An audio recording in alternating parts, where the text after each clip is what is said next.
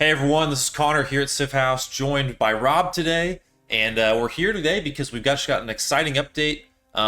This video is going to be coming out a few days from that, from the time that we're recording it, rather. But basically, this is a breakdown of what we're expecting in June, not what we just got in the balance patch 1.2.1. But we wanted to, we're really excited to see what is coming in this June update, some of the things the developers have teased. So Rob and I wanted to hop on, talk about these updates, and kind of theorize some details about them, what we're hoping for, all that good stuff. So again, also want to thank everyone for subscribing. We've hit 1,000 subscribers. It's amazing, but we do want to keep growing the channel. We do want to keep making good content for you all. So always open to feedback on that. But Rob, what do you think about these June, the kind of foreshadowed June updates coming in Civ 7? I think, and I think this may even end up being the title of this video, but I think that these updates in June could make or break the game. Yeah. And I think there are a couple things in it that we'll go over, because I think we're gonna go bullet point by bullet point and kind of discuss why. This might be a little bit of a longer video. We are, going to be live streaming later today, Connor. So, if people missed it, they'll be able to go back and watch it. We'll talk a little bit about this update as well, I'm sure, on there. As a quick reminder as well, memberships are live. The Discord is live as well. So if you want to continue even beyond a subscription and join the Civ House family in a different manner, make sure you do that. But I am really excited, Connor, because I'm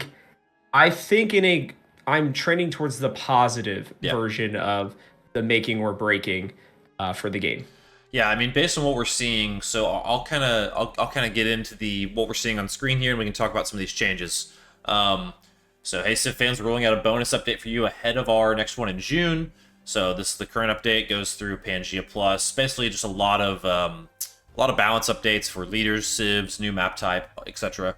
Looking ahead, we'll be sharing an update check-in soon. That'll give you a look at what's coming next. Until then, here are some of the things that the team is working hard on and planning to include in the June update. Now, this is subject to change, as they note here, so we're going to talk about these things kind of as if they're happening, but there is always a chance they don't happen. So, first one, large and huge map support. Finally, Rob, I think you and I both prefer this map type. We both kind of like I would say we're both, and this is a sweeping statement, I think we're both macro Civ players versus micro Civ players. That we like kind of the larger empire management facet of the game, not necessarily the tile optimization perfection scheme, right? That I think some players tend towards. Nothing wrong with either. Just I think you and I tend towards the bigger picture aspect of the game. So this one's exciting for you and me, for sure. Yeah, I mean, it's going to make my marathon games feel a lot better, to be honest with you, which is what I'm most excited for. I'm one of those people who go on, longest age possible, longest game possible. I like to play the antiquity as long as possible. And I like the maps to be big because, it felt like you're getting near the middle-ish of antiquity and everything is kind of claimed, right? For the most part. There are spots in the middle, but it's going to make it so that I think even resources, right? I think economic victories and military are going to actually be affected by this in a pretty substantial way, in a good way, in my opinion, to be honest with you. I think it's just going to make the games feel a little bit more, I don't know, complete, as weird as that sounds, right? Where it's going to be it's more, what I love about Civ games is the feeling of kind of replaying as if Earth was starting over from the beginning, as history was. And while I appreciate the game mode of being able to try to complete everything and we play online matches, they're great for being able to get through something quickly. There are times where I just want to sit down, zone out, and listen to music for 5 or 6 hours. And I want to just really allow the map to kind of shape itself. I want those early battles in history, but still have the opportunity to recover and do different things. I want to be able to explore more. This is even going to help. It's going to sound funny, but it's going to help, nations or civs, excuse me, like Nepal, right? Where later in the game, maybe you do still have some of the map to explore. So, there are just different things like that I'm personally happy about. I'm still shocked it took them this long to put it in there. I feel bad for Nintendo Switch 1 players, though, because no chance is that going to be able to be working on that. But Yeah. We are getting Nintendo Switch 2 here literally in like a week. So I imagine some of these updates are for when that's going to go live. So, Yeah. But no, I'm with you, Rob. I think that, I mean, this just has an impact on a lot of elements of the game that I particularly like. So, um, I think I'm like you. I like Civ games to feel real. I like them. I like it to feel like you're really exploring like an Earth, and that takes a lot of time. And your cities are going to be, maybe still close together, but your empire might have just some like barren land in between you and the neighboring empire. Especially in like an antiquity kind of age, right? When civilizations yep. are just starting up, like that feels real to me. Versus like Yep. immediately running into two other capitals of these civilizations and having to deal with them right away. It's just not the way I particularly like to play the game. I Um, agree. and I think if you have a bigger map, it also does things like it puts a premium on resources. So like let's assume resources are maybe a little bit more scattered around on a bigger map. Like that means when you get a handful of them, it's this like these really precious commodities for your empire, which is what I feel like resources should be, not something that you have an overflow of like we do now. Like, I mean, I think you and I have played enough games where, I mean, you can have cities with unbelievable amount of resources pretty fast. And maybe on a larger map type, they're a little bit more scarce. That also probably is just a setting that you can do, like a resource scarcity setting, but still. I mean, like exploring for narrative events, this makes a lot more interesting. Like Jose Rizal Hmm. was just buffed. I think in a larger map situation, he's way better. Xerxes the Achaemenids trade range was increased by 10, so I think that's also kind of a previewed, anticipated balance adjustment for this because trading is going to be much harder on a larger map. I mean, just naturally it is. So, all in all, though, like I'm with you. Like this is more the kind of Civ that I like to play. Honestly, like I've been playing the standard map size because it's just the biggest one there is, and I've just Yep. been playing it waiting for this. So, I mean, now that we have this, I will probably never play a game on any other map type besides these. So, I think for me, this is like Civ really coming out for the first time is this update, and that's where I'm with you. I do think this makes or breaks it to a degree because like this is the Civ I've been waiting for. Is the really big. Hopefully, we get like an actual Earth map. Like I think a lot of people like to play on that. It's not talked about here, but yeah. So anyway, It's I'm very excited. it's coming. Yeah, It's coming. And I think even in this next bullet point, yeah. we'll be getting it just from that alone. Let's transition to that then right away. So I know you're excited about this one, Rob. I'll let you start off. Steam Workshop support. For those that are watching and don't necessarily know the significance of what that means, can you break that down? And why are you excited Yeah. for it? So look, people have been making mods like Nexus mods and stuff like that, and that's the website, by the way, that you can go to. The problem is that it's just a little bit more difficult to kind of put in the coding. It takes more time. People, including myself, like I don't like doing that just because they don't necessarily get like cleared by Steam or anything, like checked for viruses, all that kind of stuff, right? And compatibility issues as well are it may be noted, but you don't know for sure how it's all going to work. With Steam allowing for mods, it's going to change the game fundamentally. I mean, from the ground up. And that's because it's allowing people like yourself, any of those modders out there, to go out and make the game what they want it to be. And not just that, but then you're going to be able to go and like sign up and you just hit a button for the most part. Sometimes you have to do a little bit more than that. For the most part, you just hit a button and then it's added to the game. Mods have always been a really big part of Civ, and I was kind of worried that they might make us wait because at some point it kind of makes it so that the devs aren't even needed for things like, I mean, even things like, to be honest, DLC updates. Like they will, people on Steam and single developers for these mods and stuff, they will make things well before devs do. Yeah. And they will make things that are awesome. Do you want to play Star Wars in the Civilization world? Right. You can do that. Do you want to play Lord of the Rings, which is always one of my favorite ones, to play? Like, I'm gonna look it up real quick, Connor, while you talk. But Yeah. but there are, I would venture to guess, an insane amount of mods just for Yeah, for Civ 6 Civ or 6. 5. Yeah, I mean, there's just doing a very quick tally here. Over 20,000 mods that I Yeah. can see Yeah. for Civ 6 right now. I mean, people are still putting them out.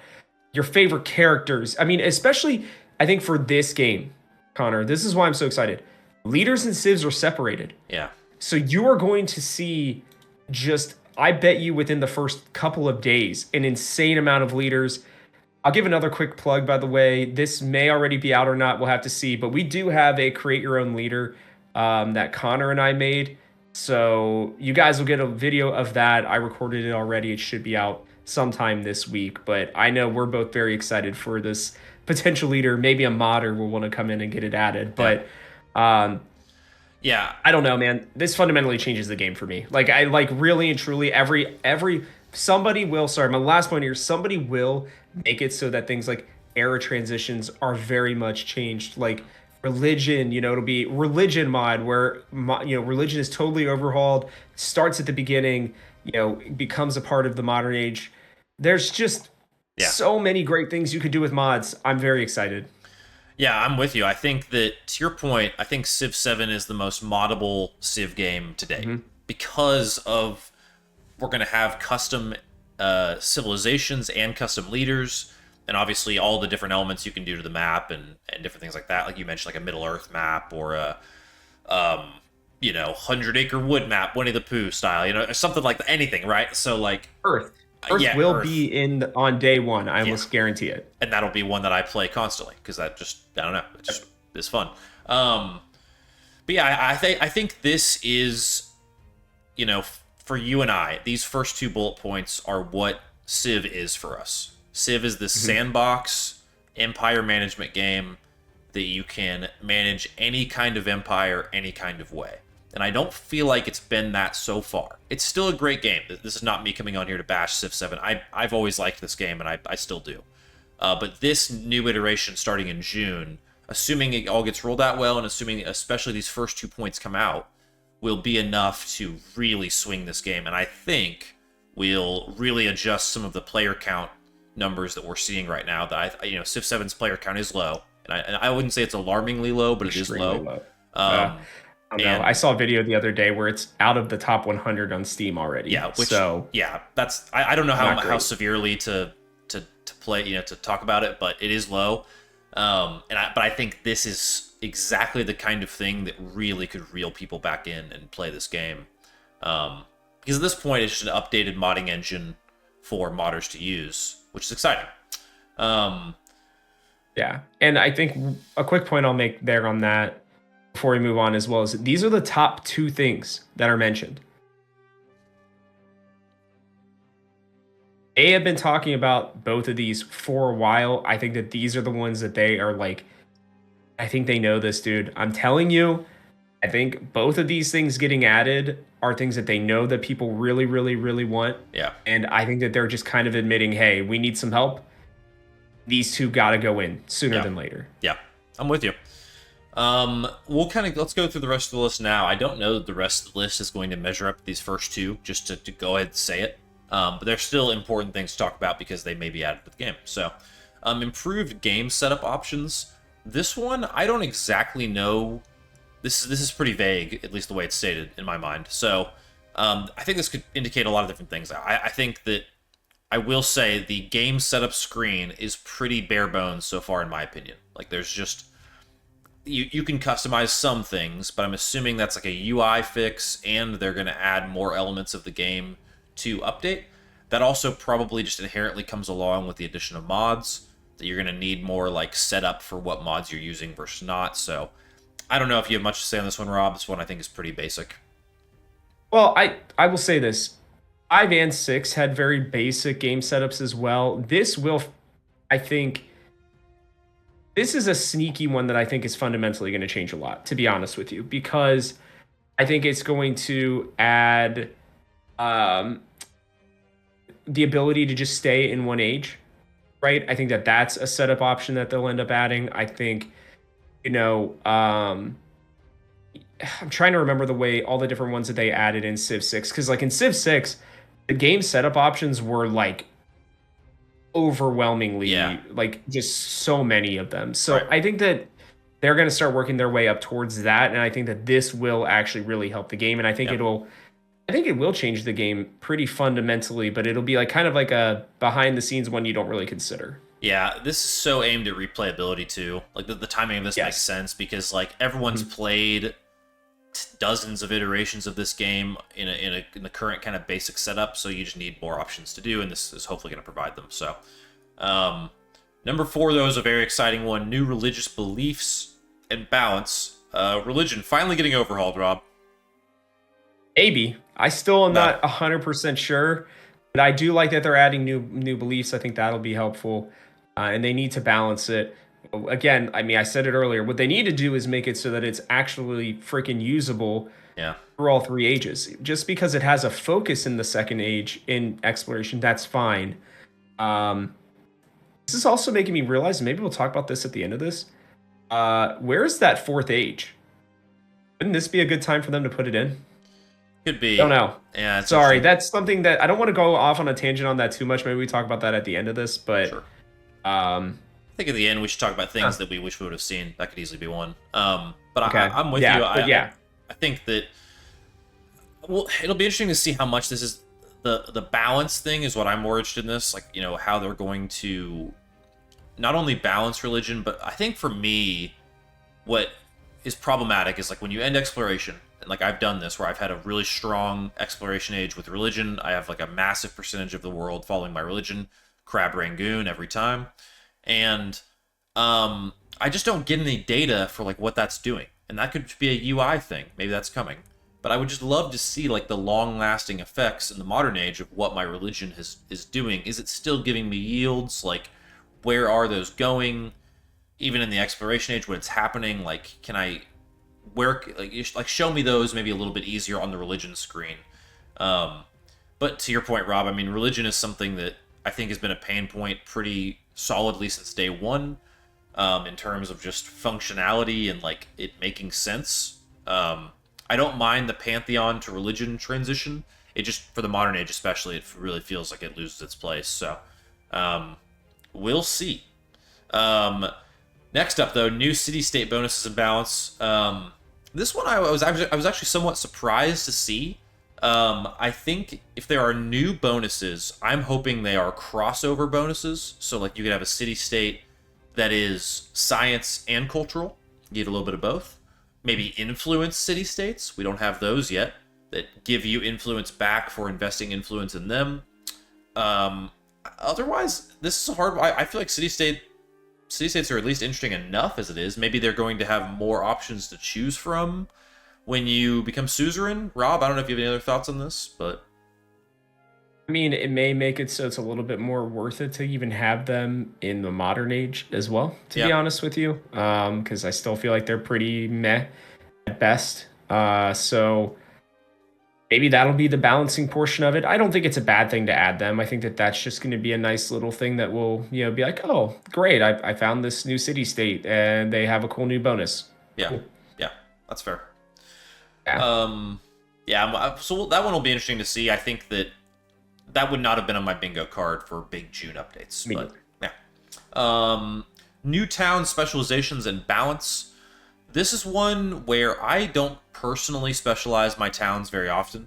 Um, it I feel like I'm usually converting them to cities relatively quickly anyway, so maybe this makes town specializations a bit more viable and a bit more like specific. Like maybe you could have a so like I've wanted this. I had a game where I on an island found the redwood forest. And I was like, well, I haven't found it there. I need a town on that. Like it's great to get, but it's kind of like a weird thing because there's no resources for me there. It's just kind of like I have the redwood forest now. Great.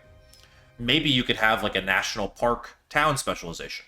You know, similar to like a Jackson Hole, Wyoming. Like that's a very Yeah. small township. It's a tourist center for a national park.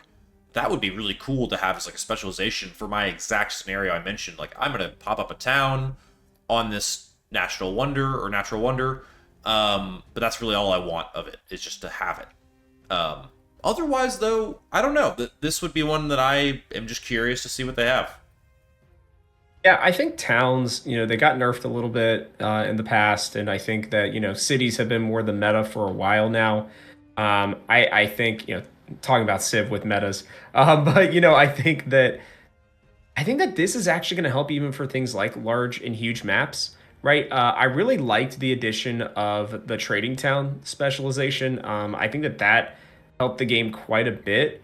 I wouldn't even be able, or I wouldn't be surprised if they're doing changes to religion that maybe like religious towns, Yeah, maybe of some kind, like maybe they're cultural bonuses, but technically they're like a religion town, yeah, of some sort, or maybe I don't know exactly how that would work because again, it would really only be an exploration that'd be super useful. But I do think with like bigger maps and everything, and if you're playing, Carthage, even if you're playing Augustus, right, in general, um, Great Britain, right, all these different civs and leaders that are really attached to towns, giving them more flexibility, I think is going to be great. And I kind of like the idea of, having towns that are just completely, different, unique. yeah, If you're not going to end up, upgrading all of them to cities, I think this will give you the opportunity to hopefully balance that choosing, right? Like if you need cities for something like, like Abbasids, right? Like they want cities. So maybe that's something that you want more of.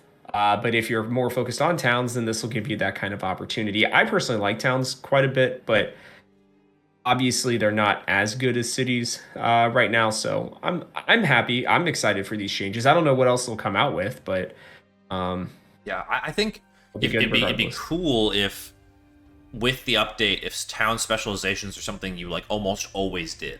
That's what I wish they were. Yes. It's like to your point, I wish Yeah. towns did feel distinctly unique. Like, oh, this town is Mhm. my mining town because I get crazy Mhm. benefits from having mines in it. And like this one's my trading outpost. This is my Yep.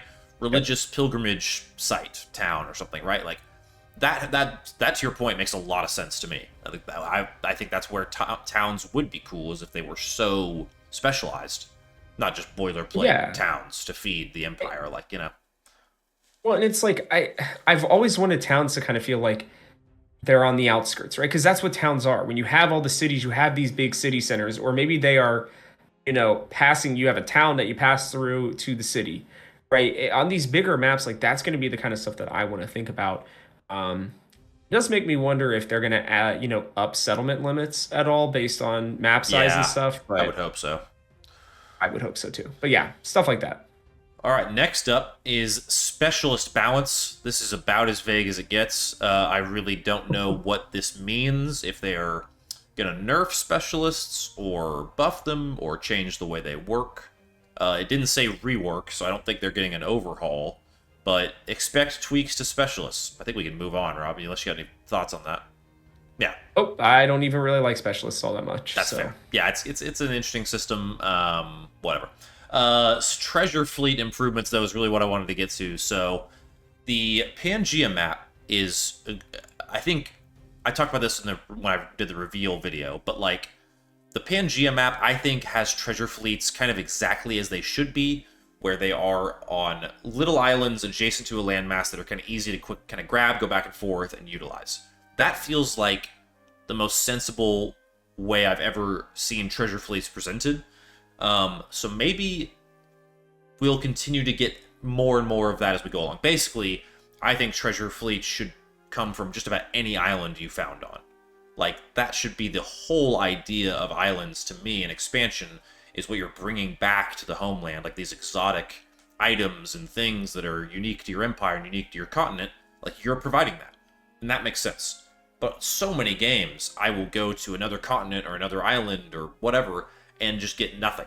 There's really no purpose in doing it. So maybe they're going to be more plentiful. Maybe they're going to work differently. I don't know, Rob. What do you think?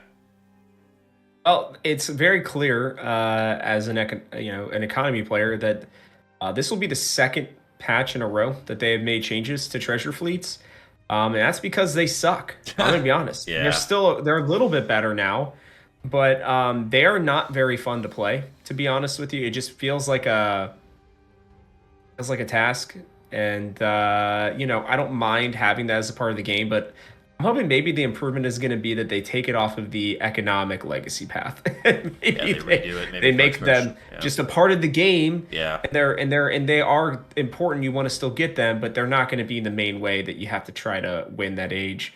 I know that's probably not going to happen yet, but We'll see. Maybe they'll make it a little bit more interesting. I think, with it being improvements, I think it's going to be things like range. Maybe it's going to be Yeah. the way that maybe you can trade with other empires for them, Hmm. right? I don't know. I know that there's some way to do. I can't Well, remember. one of the Maybe it's a city state, one of right? the one of the new updates in this patch was to one of the civs, and I can't remember which one, but basically it like spawns treasure fleets now.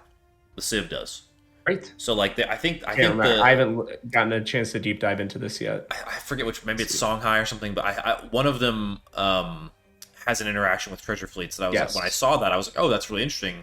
This could be a totally new direction for treasure fleets, which I agree are a very like kind of hands up system.